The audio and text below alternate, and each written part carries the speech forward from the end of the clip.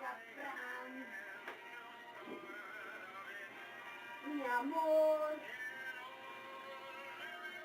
amor, oh amor. If I can make it there, I'm gonna make it. Tras los últimos días festivos del horrible año 2020, para ser exactos, el primer domingo de enero, me decidí tomar un baño relajante con burbujas, mientras escuchaba buena música como lo es el tema de New York, New York, interpretado por Frank Sinatra. Oh, miren, me tomé el tiempo para escribir y dirigir una escena ubicada en el mismo instante en el que yo, el narrador, lo estoy narrando. LOL, como sea, sigamos con el guión.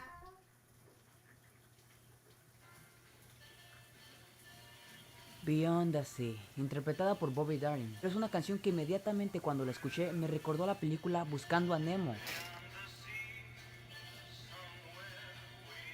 No pasó mucho tiempo que la canción había comenzado cuando yo ya me encontraba fuera de la ducha. En el momento sentí la necesidad de orinar, y cuando procedí a hacerlo fue cuando las casualidades de la vida me tomaron por sorpresa. Ahí, justo en el momento en el que yo seguía escuchando la canción mientras orinaba, a unos cuantos centímetros del inodoro se halla colgado un cuadro con una imagen que muestra algunos peces, y entre todos ellos, solo uno era naranja y blanco. ¿Qué carajos? ¿No era tan obvia la señal? Quiero decir, yo no creo en el destino, pero eso fue para mí estar escuchando la canción correcta en el momento correcto.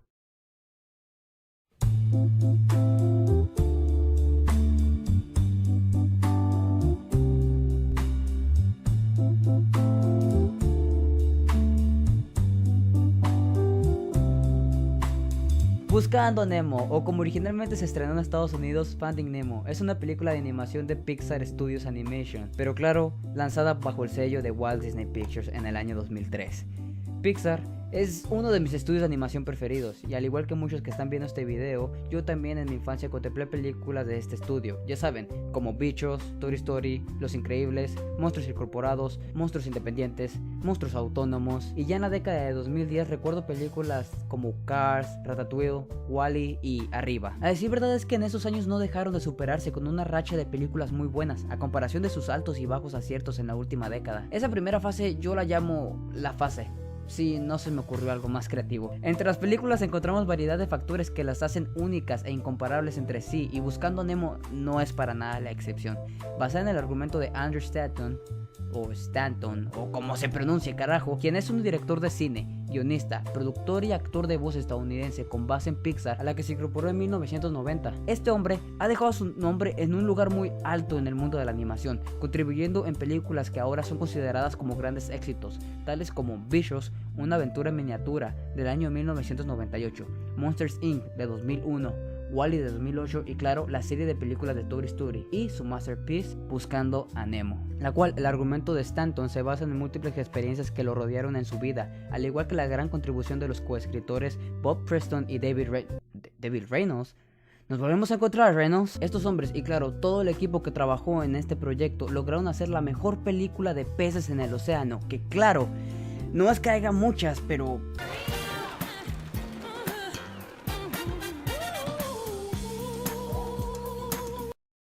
ya saben, sí es la mejor. Los primeros sucesos que sembraron las bases para la inspiración del director Andrew Stanton se remontan a cuando él era un niño.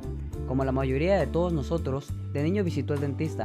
Ahí recuerdo lo mucho que reflexionó al ver una pecera y asumía que los peces eran del océano y querían volver a casa.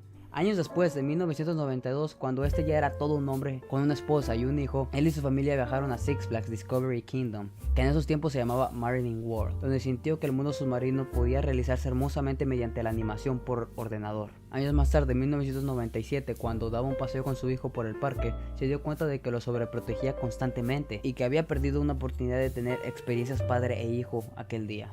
Ahora, aquí viene algo interesante. Al igual de la misma manera en que yo me inspiré para hacer este video, ya mientras me encontraba investigando me entero de que a Andrew Stanton le ocurrió algo similar que lo inspiró a hacer la película. En una entrevista con la revista de National Geographic declaró que la idea para los personajes de Marlin y Nemo vino de una fotografía de dos peces payasos saliendo de una anémona. Citando a Stanton: fue impresionante, no tenía idea de qué peces eran, pero no podía apartar mis ojos de ellos, y como artista, el hecho de que se llamen peces payaso era perfecto. No hay nada tan atractivo como esos peces payaso que quieren hacerte cucú. We just want to make a good movie. We just want to make a movie that entertains us, that I would want to see, that doesn't exclude anybody.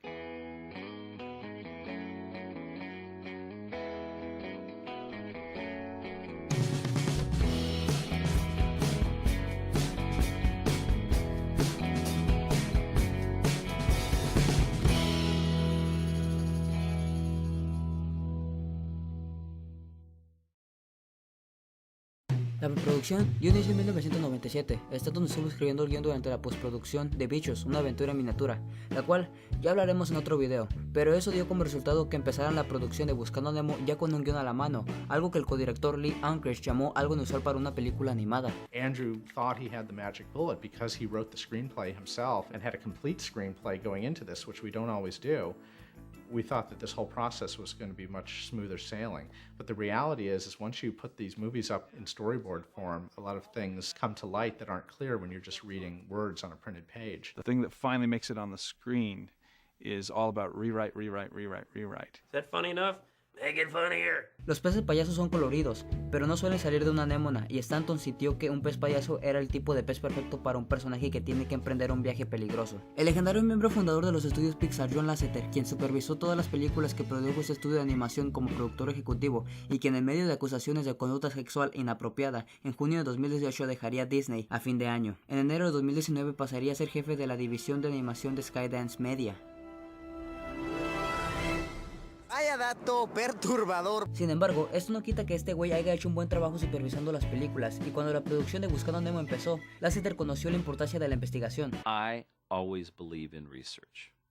No matter what the subject matter is, you cannot do enough research. Hizo que el equipo principal de la producción de la película junto con el equipo de arte tuvieran un entrenamiento de buceo, clases de biología marina y oceanografía. Esto claro, antes de iniciar la producción de la película. Consiguieron su certificado de buceo y se aventuraron en el océano para conocer de primera mano su maravillosidad.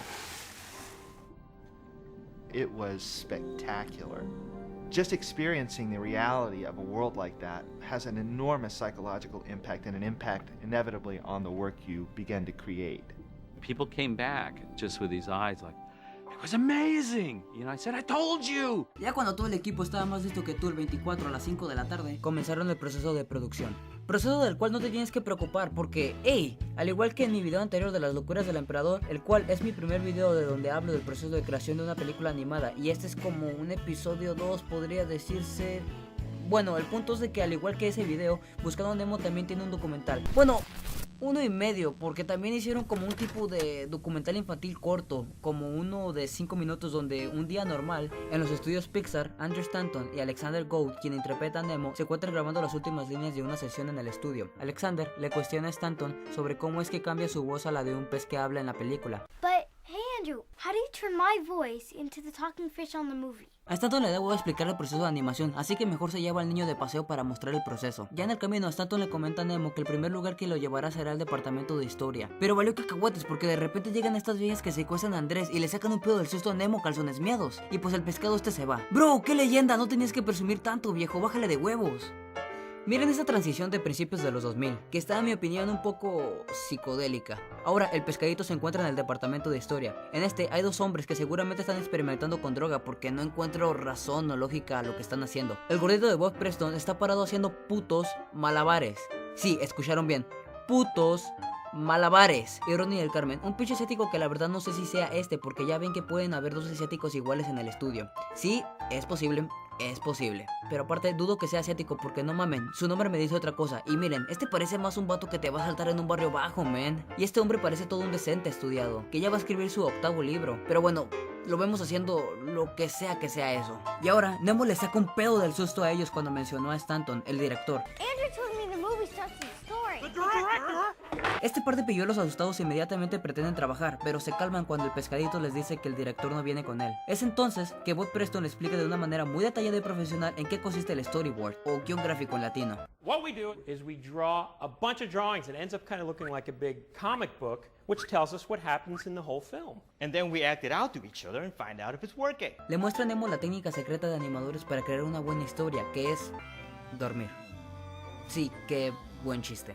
Después de tomarse una siesta se va del lugar y wow, miren qué leyenda. De algún modo y sin permiso termina entrando a la oficina del director de arte y personajes Ricky Nierva, quien en ese momento está tranquilo tomándose un break, tocando su ukulele.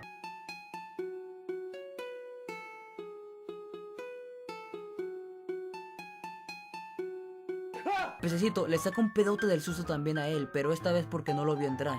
Y le pregunta, oye men, pues ¿tú qué haces? Y el Ricky le cuenta que... Oh, well, I'm designing the characters for Finding Nemo. Y el niño le dice, chido, ¿y cómo haces eso? Y el Ricky le explica. I basically look at a bunch of real fish in aquariums and in the ocean and books and stuff, and basically look at the great shapes that nature gave us and all the designs and stuff, and just start drawing away and making these guys live for the movie.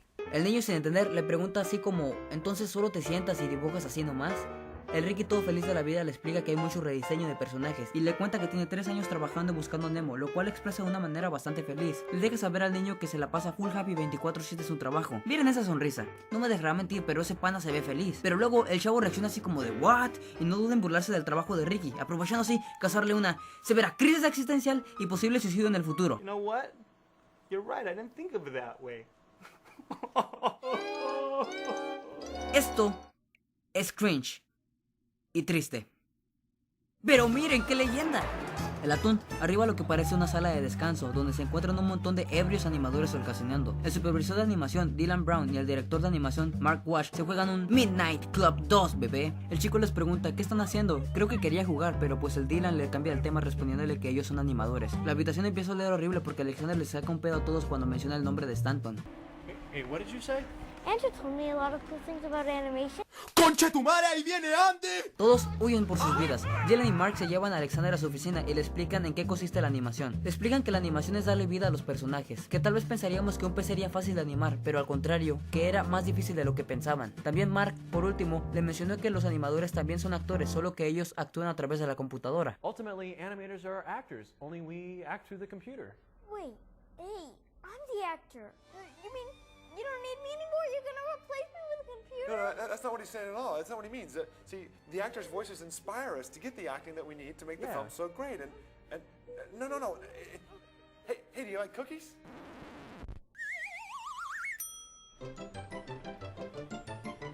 You like animation? Qué ricas se ven esas galletas. No tengo nada más que decir. Güey, en serio, quiero uno de esos. Ahora, aquí mi parte favorita de este pequeño mini documental. En esta parte nos encontramos a la directora de fotografía Sharon Callahan y al supervisor técnico Oren Jacob. Or look, I made Dory. I'm working on a shark. Sweet. Totally.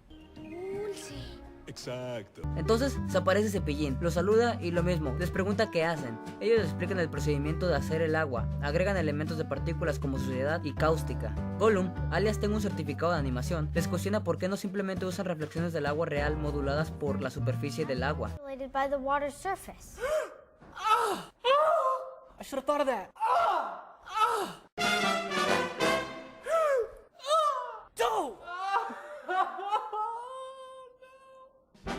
En serio, este tipo es una leyenda. Por último, nos encontramos en un cuarto donde están viendo el trabajo final y descubrimos que Stanton logró escapar de las viejas locas y feliz de la vida aprueba el corte final. And that's final! Guys, that looks fantastic. Hey, Alexander! Alexander llega a este lugar y le cuenta a Andrew su travesía por los estudios Pixar y cómo se la pasó muy bien asustando a la mayoría de los trabajadores. Hey, what did you say? Andrew told me a lot of cool things about animation. ¡Concha tu madre, ahí viene Andy! Y aquí vemos cómo Stanton, de una manera muy sutil, rompe la cuarta pared para promocionar el documental de la película. Pero eso sí, el efecto les quedó a todo gas. Making Nemo. Y por último, le pregunta a Alex si aprendió algo. Este le responde que sí, que sin importar el mucho trabajo que tengas, siempre tendrás tiempo para hacerte güey y holgazanear. Yeah, I learned that no matter how hard you work, you always have time to goof off. Oh, that's great. Goof off? Who's goofing off? I want names. Y créanlo, no, este pequeño documental es lo más informativo y educativo y entretenido que he visto en toda mi Regresamos a la Una de las primeras cosas que Andrew Stanton hizo fue reunirse con el equipo de investigación y desarrollo. Analizaron imágenes y videos reales debajo del agua para así saber qué es lo que nos hace creer que está debajo del agua. Stanton grabó algunas tomas por encima y debajo del agua. Usando las mismas herramientas que usaban para crear animaciones de prueba, probaron qué tan cerca eran capaces de imitar las grabaciones reales. Algunas semanas después le enseñaron a Stanton el trabajo. Compararon ambas piezas una al lado de la otra. Andrew no podía ni decir cuál era la verdadera. Estaban tan exaltados. Lograron hacer que luciera como agua, pero era demasiado real. Era tan real que tuvieron que regresar al principio, ya que su intención era hacer un mundo surrealista, pero sin embargo creíble. Actual live action footage and then our footage. And I couldn't tell which one was which. We were shocked. I mean, we were elated because it's like, oh my gosh, we did it. I mean, it looks like water. Then we had to sort of pull back and go, wait a minute, it looks too real. We want you to believe that it exists, but we want you to also kind of feel that you're in a make-believe world. Cuando Stanton y Preston tenían un bloqueo de escritores, tomaban el auto y se alejaban de las distracciones. Preston cuenta cómo en uno de estos viajes, mientras conducían por la Interestatal 5, surgieron ideas que después lograrían aparecer en el corto final. La escena que más destacaron fue la iniciación de Nemo en la cima del volcán dentro de la pecera. A partir de este momento llevarás el nombre de Tiburoncín. ¡Tiburoncín! Bienvenido, hermano Tiburoncín. ¡Tiburoncín! Suficiente con el Tiburoncín. ¡Tiburoncín! Hicieron un increíble trabajo puliendo factores como las emociones para asegurar que la gente se sintiera conectada con los personajes mientras la película progresaba. Creían que el proceso de escribir el guión tomaría más tiempo y que el ritmo sería diferente, pero fue una sorpresa para todos y no pasó mucho tiempo para que vieran la magia cuando Andrew les enseñó su historia en el proceso del guión gráfico, proceso del cual Andrew definió como maleable, desordenado, pero sobre todo glorioso. Batting out ideas, countering your ideas, drawing up story panels, putting them up on a wall, pitching things, putting things on a reel down in editorial. It's a very malleable, messy, glorious process. A veces es hacer las cosas una y otra y otra y otra vez, e incluso si lo he hecho muchas veces, nunca deja de llevarme a ese punto en el que digo, oh, güey, no quiero hacer esa secuencia una vez más. Comentó Ronnie del Carmen cuando lo entrevistaron. Por otro lado, Stanton expresó lo increíble que era trabajar con un grupo de mentes brillantes y que funcionase, pero que también podía llegar a ser muy frustrante cuando no había ningún avance. El editor David Salter comentó la importancia de hacer un buen trabajo con los carretes de historia para su proceso creativo. Basados en el guión, crean guiones gráficos y a partir de ellos crean carretes de historia que consisten en usar dibujos en un orden para construir un aproximado a la escena tal y como aparece en la película terminada. Luego miran y vuelven a mirar y vuelven a ver y vuelven a ver los carretes de historia, revisándolos constantemente hasta que están convencidos de que la historia funciona perfectamente. Solo una vez que tengan la confianza en la historia, pondrán la secuencia en producción, porque, como dice Joe Lasseter, si un carrete de historia funciona, fantástico, y lo pones en producción y se pone 100 veces mejor. Pero si un carrete de historia no funciona, nunca mejorará aunque tengas la mejor animación. Ha pasado mucho tiempo, pasamos años de hecho perfeccionando el carrete de historia para tratar de crear el mejor templo de entretenimiento más sólido para la película, dijo el codirector Lee Unkrich en sus propias palabras, así que ya hacen de imaginar el esfuerzo que pusieron en este proyecto. Sí, después del proceso de escritura y edición de carretes para definir el orden de cómo se contará la película y cómo se desarrollarán los personajes en esta, el estudio continuó con el elemento más imprescindible si quieres contar una historia audiovisual, pero si hablamos de una película que principalmente está dirigida a un público infantil, créanme que es de ley, el color. El color es un elemento imprescindible para la cinematografía, claro, dependiendo de lo que el autor quiera expresar y lo que su creatividad le permita crear. En 1826, el inventor, físico e ingeniero Joseph Nicéphore Niepce, después de 8 largas horas de espera, logró tomar la primera fotografía en la historia, dando paso a convertirse no solo en el creador de la primera cámara fotográfica, sino también en el primer fotógrafo de la historia de la humanidad. Tuvo que pasar mucho tiempo para que la fotografía mejorara años tras años. Otro inventor que curiosamente también se llama Joseph Plateau, escuchen, este hombre merece mucho reconocimiento, es decir, dedicó su vida a estudiar la percepción visual. El hombre perdió su vista tras varios experimentos con el fin de comprobar una teoría que decía que el ojo mantenía imágenes por una cantidad milimétrica de tiempo, para permitir así la ilusión visual de movimiento. En 1832 inventó el fenasquitoscopio, es decir, uno de los precursores del cinematógrafo, o sea, la cámara de video. Dicho invento tenía un mecanismo que giraba a una velocidad controlada e incluye ilustraciones de 16 figuras en diferentes posiciones. Curiosamente, es exactamente el mismo número de fotogramas por segundo que manejaba el primer cinematógrafo. Años después, en 1876, el primer timelapse fue logrado por el astrónomo Pierre Janssen. El hombre inventó la primera cámara de cine científico. En 1877, Edward Muybridge, también conocido como el padre del cine, quien tras varios intentos fallidos logró obtener una secuencia de 3 segundos que ayudaría a resolver un enigma de una apuesta que hicieron unos hombres en un bar. Así, lograron saber si el caballo de la secuencia estaba en el aire por unos pequeños segundos.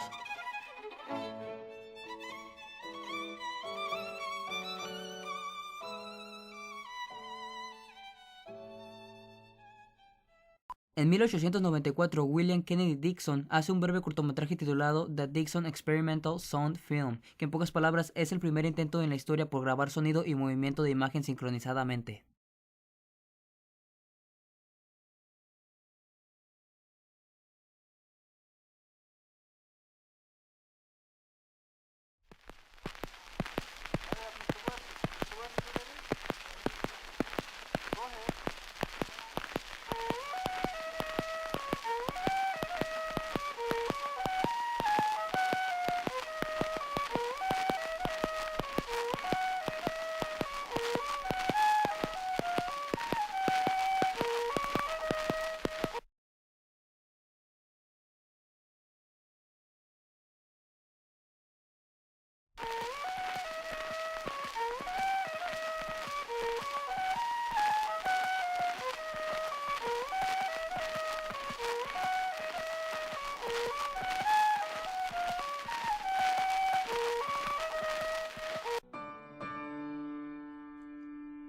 El cinematógrafo ya había estado anteriormente patentado por Leon Bully en el año 1892 para describir una máquina de toma de imagen en movimiento. Aún así, por mucha falta de pago de la anualidad, aproximadamente en el año 1894, el nombre quedó libre de nuevo y fue remontado por los hermanos Lumière. Un año después rodaron su primera película, La Sortie de l'usine Hamia de Lyon, o La salida de los obreros de la fábrica Lumière en Lyon. Like por mi francés, por favor. El resultado es especialmente valorado porque es el primer trabajo del cine en el que se empleó un argumento y no parece un documental.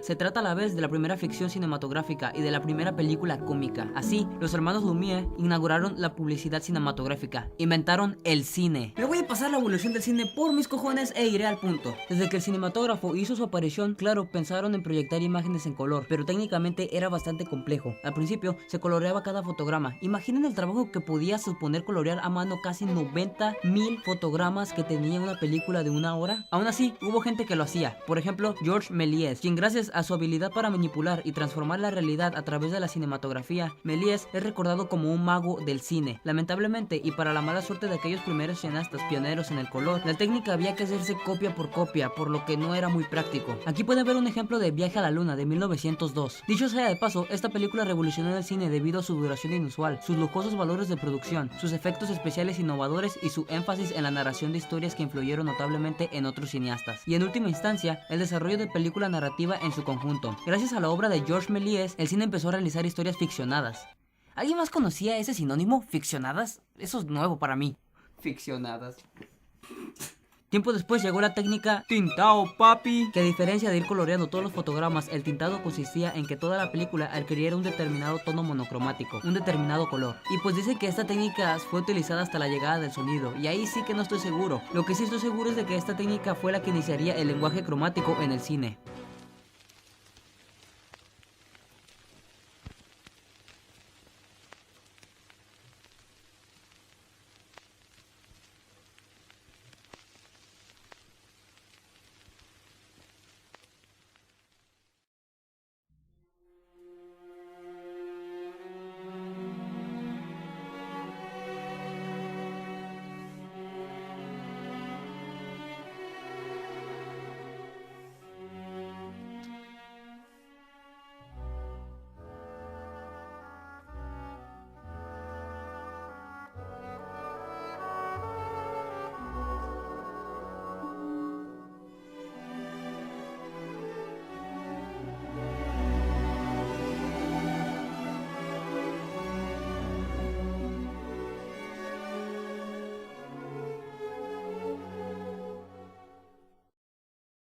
Originalmente esta era usada para mostrar saltos en el tiempo. Naturalmente los cineastas se dieron cuenta del poder del color en el cine y el color pasó a representar diferentes estados de ánimo en los personajes y contar historias metafóricas.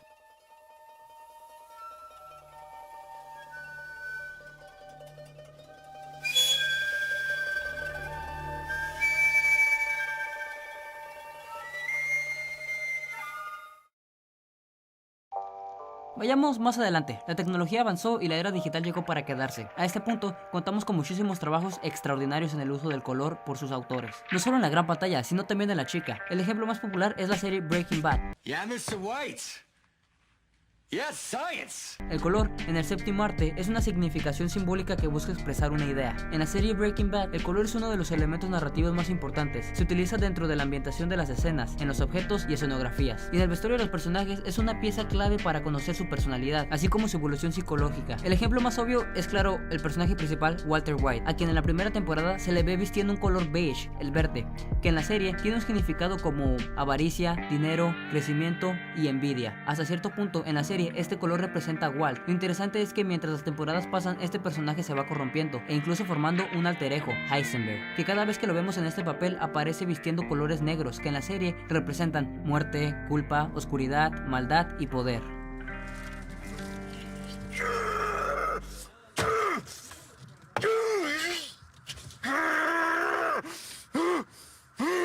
En el cine, un ejemplo muy claro lo podemos ver en la que es considerada una de las mejores películas de todos los tiempos.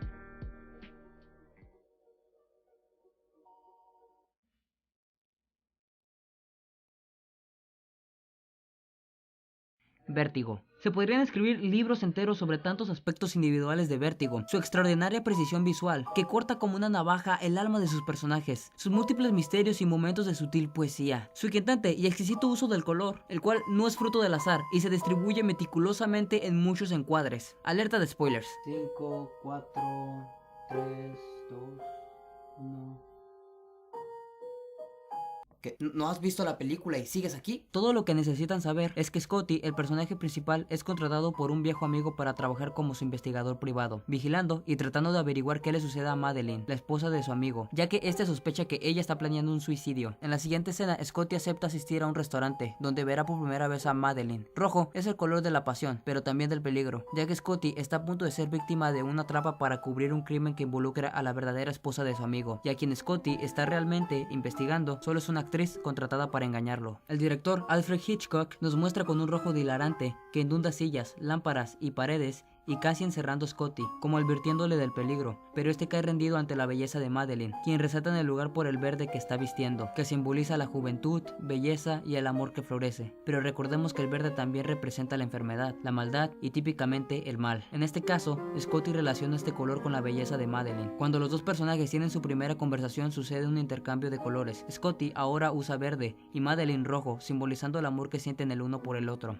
Después de que Scotty contempla la supuesta muerte de Madeline, queda perturbado y obsesionado por volver a tenerla. Más adelante conoce a Judy, que también viste verde, y extrañamente es exageradamente igual a Madeline. John se propone enamorarla y cambiarla para que luzca como él lo desea, sin darse cuenta de que esta es la actriz de quien se enamoró la primera vez. Y en el clímax de la película, este lo consigue. En el hogar de Judy, el Hotel Empire, que simbólicamente el letrero es verde. Los pasillos por donde los personajes caminan son rojos con verde, hasta que llegan a la habitación de Judy, donde tras un intento fallido por convencer a Scotty de dejar su obsesión, Judy se da por vencida, y con un plano verde donde se apodera de ambos personajes convirtiendo a Judy en el fantasma de alguien que nunca existió y el veneno, la obsesión que se apodera de Scotty, nos dan a entender de que esto ha terminado. Pasa de ser una persona normal, un sujeto amable, a alguien que termina teniendo una obsesión por encontrar a ese amor que no pudo tener. Y sé que esta película no es para nada de la era digital, pero eso dice mucho de esta película.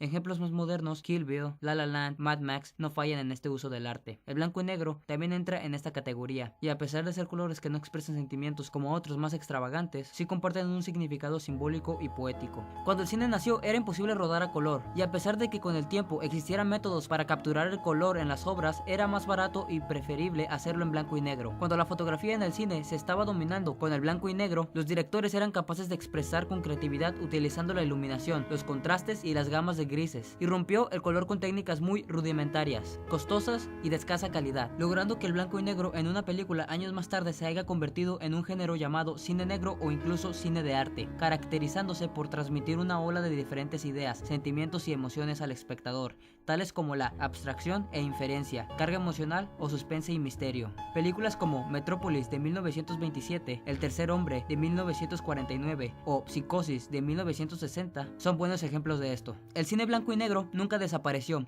y fue un recurso que sería implementado por varios directores con el paso del tiempo. Los ejemplos actuales más populares que podría mencionar serían La cinta blanca de 2009, The Artist 2011, Ida 2013, Roma 2018 y El Faro 2019. Mierda, todavía no veo esa. No, güey. Pero con todo esto ya aclarado, ¿qué pasa con el color en la animación? Me estiro. 1917, El Apóstol, la primera película animada de la historia. En 1932, Walt Disney estrena Flowers and the Trees, el primer corto animado a color, y años más tarde, en 1937, Blancanieves, que fue la primera película animada a color y audible. Después de esto, la animación fue evolucionando, y no fue tras una serie de eventos que involucran a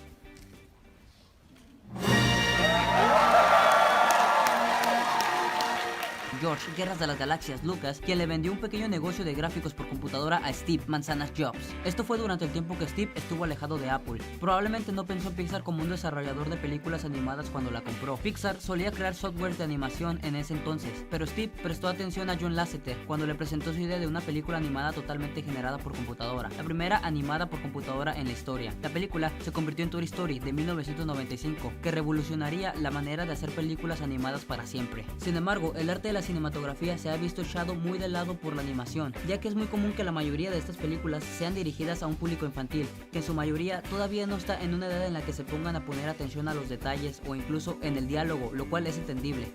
El color y la animación son algo que van de la mano. No por nada el creador de Los Simpsons decidió que los personajes fueran amarillos, sabiendo que cuando la audiencia estuviera cambiando de canal les llamaría la atención ese tono amarillo tan llamativo y que sería fácil de reconocer para los espectadores. El séptimo arte tiene algunas joyas como Fantastic Mr. Fox de 2009, Intensamente 2015, la trilogía de Kung Fu Panda, Spider-Man Into the Spider-Verse de 2018, Los Croods 2 Una nueva era de 2020.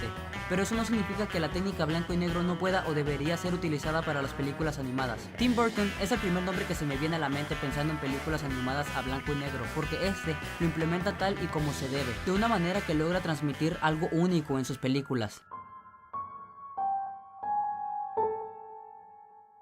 En El cadáver de la novia, de 2005, el mundo de los vivos es gris, con tonos fríos, muy muertos. Mientras que irónicamente, cuando Víctor entra al mundo de los muertos, todo es más colorido, con tonos cálidos, más vivos. Y en su remake del cortometraje de 1984 del mismo nombre, Frankenweenie, del año 2012, Burton hizo un increíble trabajo logrando crear una obra de la animación un tanto menospreciada, pero que logra ese ambiente emotivo que Burton deseaba transmitir, también logrando un hermoso homenaje a las películas clásicas de terror que muchos cineastas aprecian.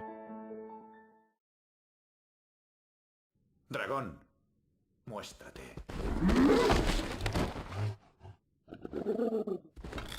Perdón, no he visto eso en el guión. ¿Se supone que tiene que tirarme al suelo?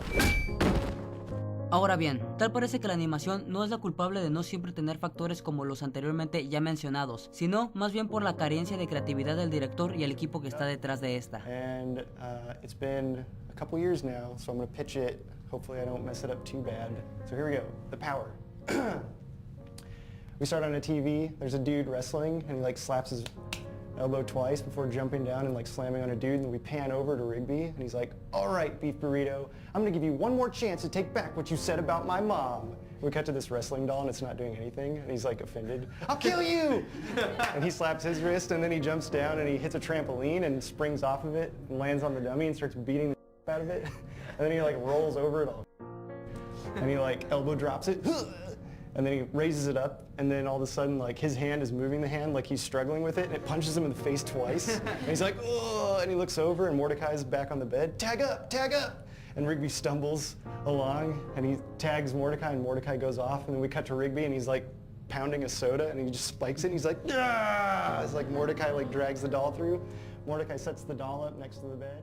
Pero ¿qué pasa si la historia que quieres contar es animada, mayormente ambientada en el océano, y sus personajes son peces? No, esa no. Si se toman unos segundos para pensarlo, Buscando Nemo es una película ambientada en un mundo mayormente similar al nuestro, ignorando claro que es animado, y probablemente está situada en el mismo planeta donde suceden otras películas de Pixar, con la característica de que algunos animales tienen la capacidad de hablar entre ellos. Sin embargo, a pesar de que estos muestren personalidades únicas, capacidad de razonamiento e incluso actividades cotidianas como ir a la escuela, también muestran su lado salvaje y natural. Son peces, no visten ropa y tampoco están rodeados por luz y colores artificiales en el océano. Es evidente que técnicas del uso del color, como en mis pasados ejemplos, no se pueden utilizar del todo en una película como lo es Buscando a Nemo, y mucho menos en blanco y negro. Ralph Eggleston, diseñador de producción, junto con su equipo, se encargaron de establecer una gama de colores bajo el agua para rastrear a los personajes a lo largo de la película. Así que con el arrecife empezaron con una especie de turquesa verdosa, muy clara, como el cristal, y a medida que la película avanza, se vuelve más oscuro y turquesa, después negro, después azul, y luego, a medida que los personajes se acercan a Sydney, se vuelve más verde. Los colores pastel se utilizaron para marcar el color en el ambiente y la iluminación de toda la película. Ralph comenzó con una gran variedad de paleta de colores, tratando de averiguar la hora del día y el estado de ánimo para la película, y luego, a medida que avanza y la historia se está acercando al final, solo tenía que ver algunas tomas clave que brindaban una dirección para la iluminación en una escena. He'll put out the inspiration for what the scene should feel like and how it fits into the whole. We'll scan them in and then she'll take them and she'll balance the colors a little bit. And he'll see it later and he's like, wow, that looks as good as I was hoping it would look, which just, of course, makes me feel like $1 million.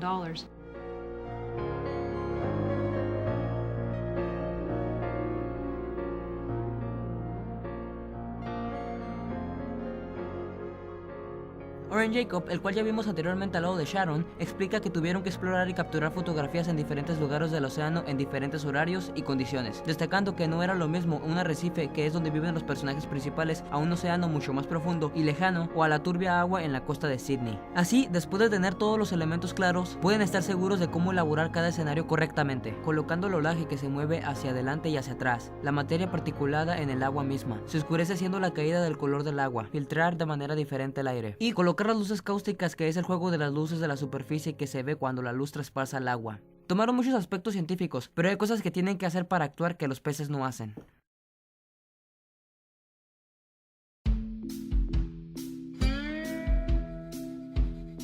Los peces reales tienen ojos al lado de la cabeza, no tienen párpados, no parpadean y no hablan. Así que, ¿cómo diseñas un pez que es capaz de hablar de un modo y todo lo que los animadores van a querer poner ahí? Con esa cuestión en mente, los animadores pusieron manos a la obra y estudiaron las expresiones faciales de los perros y otros animales, incluyendo la de los humanos. Ricky Nierva, sí, el del ukulele, estudió la anatomía de los peces y en base a eso, sumado a el análisis de expresiones faciales que hicieron, consiguió diseñar a los personajes que realmente le gustaron a Andrew y Ralph, que luego de aprobar los diseños se los dieron a Jerome Ralph, alias Heisenberg, el escultor, quien se encargó de esculpirlos en arcilla lo más rápido posible para poder hacer cambios si es que eran necesarios. Los animadores revisaron las esculturas y ellos se encargaron de crear a los personajes digitalmente. Ahí es cuando la magia sucede, aunque lamentablemente algunos peces tropicales murieron en el proceso de análisis que les hicieron afuera del agua para estudiar qué color son, de qué tipo de textura son, cómo responden a la luz cuando se enciende, qué tan brillante o suave es su piel, ya sea aterciopelado o translúcido. Dylan Brown cuenta cómo desde Toy Story 1 todos los animadores tenían esta bolsa imaginaria de trucos para crear personajes bípedos, o sea que caminan en dos patas, pero que cuando comenzaron con Buscando a Nemo les tomó casi 3 meses entender lo que hace sentir un pez como un pez y adaptar su vieja bolsa de trucos a una nueva bolsa de trucos.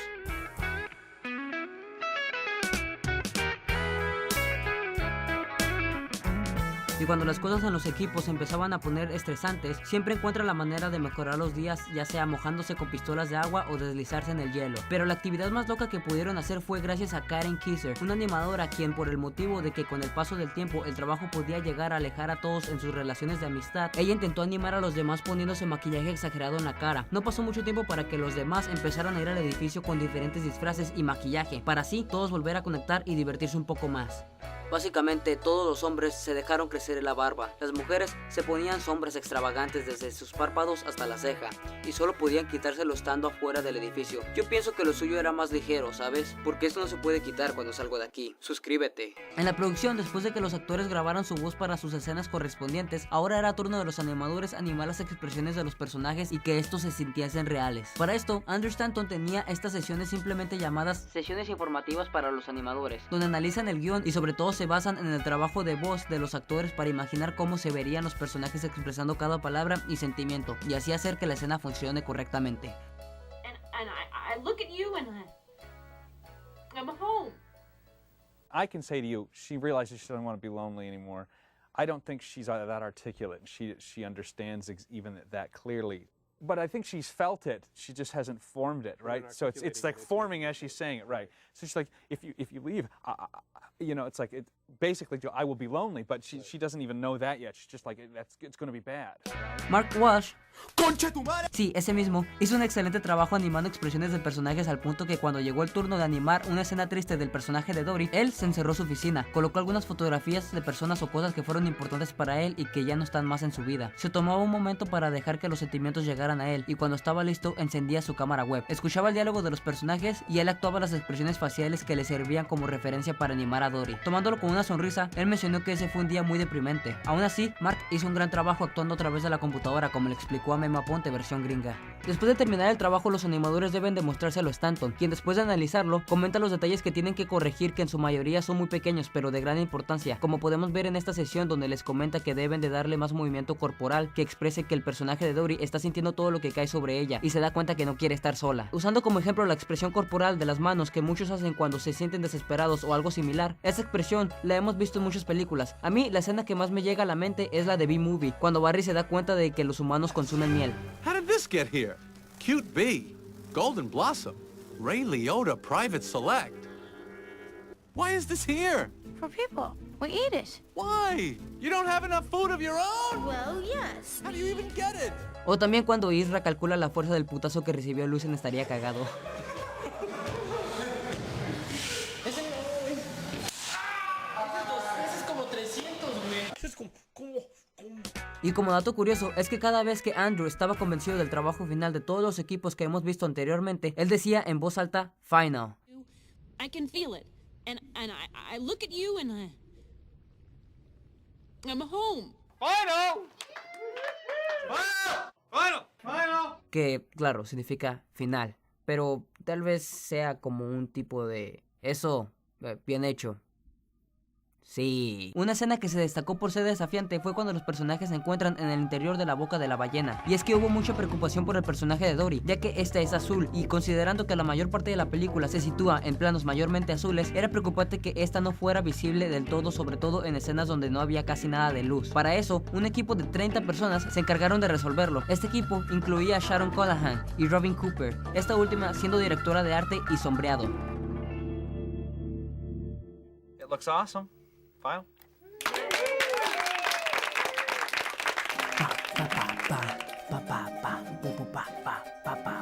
No me dan copyright.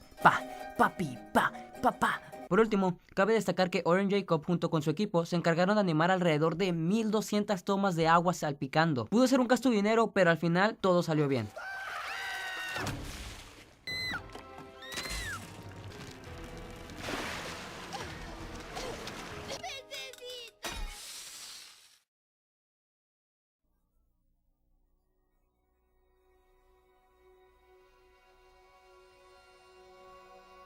Tres años de trabajo.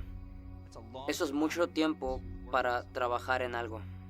Comienza a decir Andrew Stanton que en su momento seguía sin saber si funcionaba, pero seguido a esto explica que siempre creyó en el proyecto desde el inicio, y cómo después de 2 años, después de muchos cambios y enfrentarse a callejones sin salida, llegaba a sentir una especie de derrota. Se sentía en un estado vulnerable y pensaba que el resto de la producción se sentía igual. Simplemente no sabíamos lo que teníamos. Bob Peterson explicó que nunca sabía si realmente funcionaría, especialmente cuando llevas trabajando en el proyecto años y lo has visto tantas veces, al punto de que la 20ª vez que miran una escena ya no era graciosa o olvidaban que era un chiste. La primera proyección que se hizo a la audiencia de prueba se realizó en Edwards 21 Cinemas en octubre del año 2002. Stanton estaba nervioso, su estómago estaba revuelto y se cubría la cabeza porque no sabía cómo sería la reacción de la audiencia. Not only did the screening go well, they were the best 2 screenings we've ever had in Pixar's history.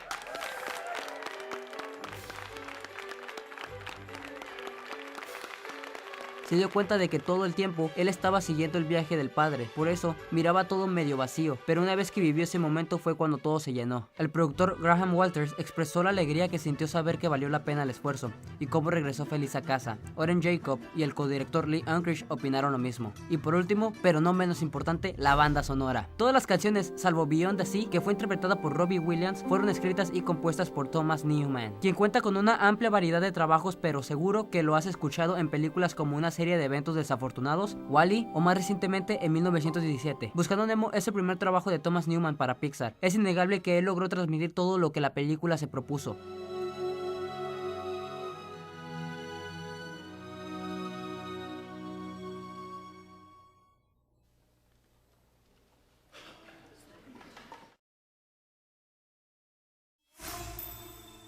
Canciones como la 07 de Drivers, que es la que están escuchando al fondo, recuerdo que de niño, cuando observaba la escena donde Nemo se acerca al bote y esta canción empieza a sonar, el suspenso se apodera de mí, y más con los gritos desesperados de su padre. Tus aletitas de regreso, Nemo.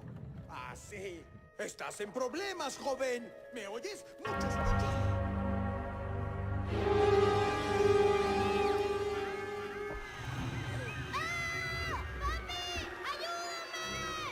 ¡Ya voy, Nemo! O la 08, Lust, que siempre que veo esta película logra hacerme sentir el miedo, el terror, la angustia y la desesperación que siente Marlene al ver cómo los humanos se llevan a su hijo. Y es que no mamen, Thomas Newman fue todo un maestro en hacerte sentir la intensidad del océano en tan pocos segundos. ¡Nemo! ¡Nemo! ¡No! ¡No! ¡Por favor, no!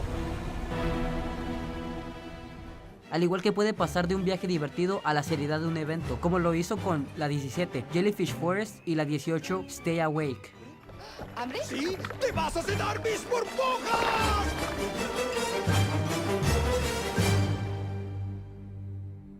¡El pez payaso es el ganador! ¡Woohoo! ¡Pasamos! ¡Mírenos! ¡Dory!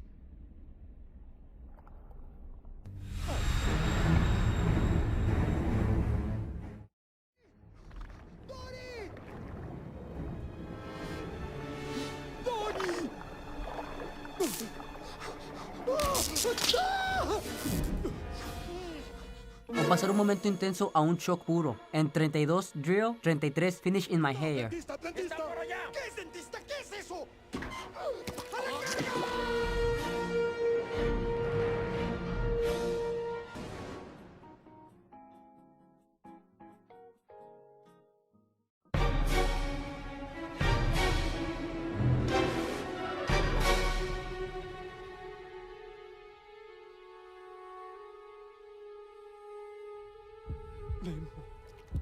No puede ser. ¡Ya está! Simplemente increíble. Y bueno, su buena relación con Andrew Stanton lo llevaron a hacer otros proyectos del estudio Pixar como las buenas bandas sonoras de WALL-E y Buscando a Dory, más adelante. Final.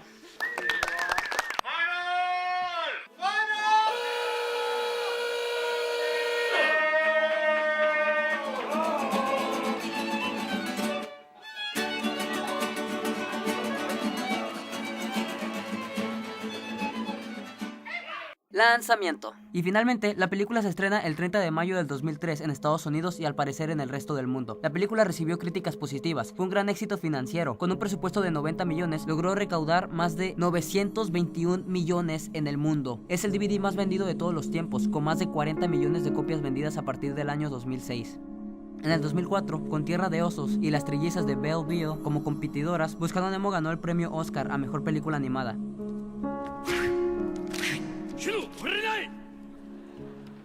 And the Oscar goes to Finding Nemo, Andrew Stanton. This is the first Academy Award for Andrew Stanton and third nomination. Andrew Stanton recibió el premio por las manos del mismísimo Robin Williams, quien se lo otorgó arrodillado. Seguido a esto, Stanton dio su discurso. Finding Nemo would have never been possible if it wasn't for the extraordinary filmmaking environment created at Pixar Animation Studios by John Lasseter, Ed Catmull, and Steve Jobs. And I'm going to be forever grateful to the entire cast and crew of Nemo for the giving of their incomparable talents to this little fish story that I had. In particular, my producer Graham Walters and my co-director Lee Unkrich, who should be up here with me right now accepting this. Thanks to Dick Cook and his incredible distribution team at Disney. Thanks to the Academy, to my loving parents, to my adoring children, and to my wife, Julie. I wrote it to you in a note in 8th grade, and now I can say it in front of 1 billion people. I love you.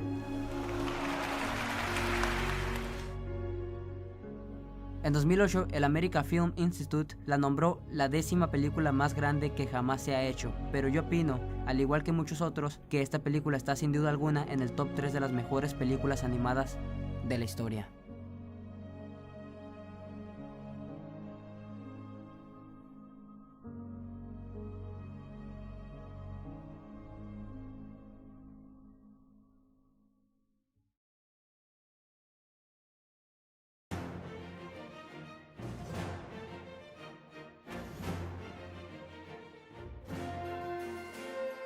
It feels like he's locked in space, hanging from a hook right here.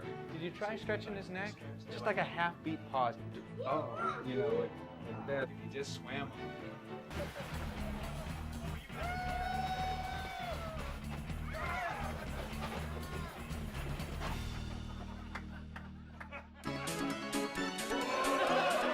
What happened when we moved to this big building is you don't see the people around to each other's offices and chat and look at each other's work and get feedback and just had fun. Your hair grows so fast. I know. I push my belly button and pull.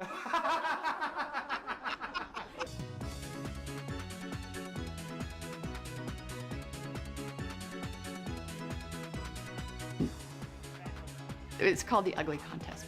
Basically, all of the men have grown mustaches. The women have put eyeshadow on from their eyelids all the way up to their eyebrow, like obnoxious colors. When they're in the building, they have Dragón, muéstrate. No, no, suelta eso. Que sueltes eso. Hora de comer.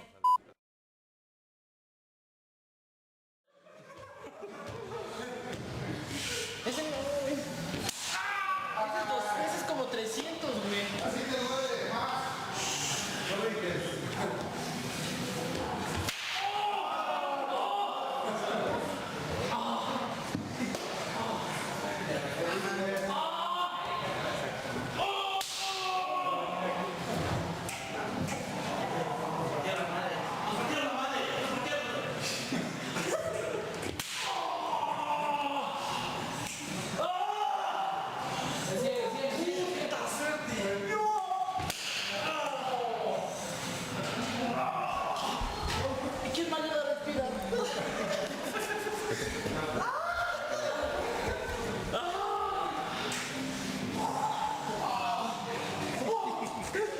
Sí, verdaderamente están locos estos muchachos.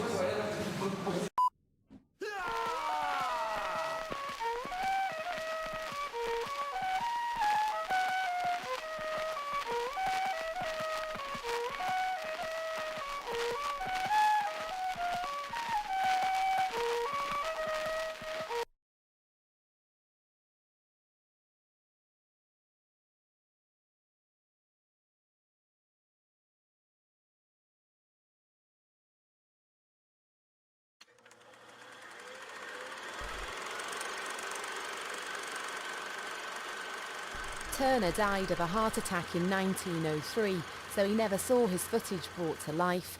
But today's experts are convinced that his work redefines everything we know about early filmmaking. It's the first colour moving images shot anywhere in the world, so it's incredibly important. There isn't anything before it.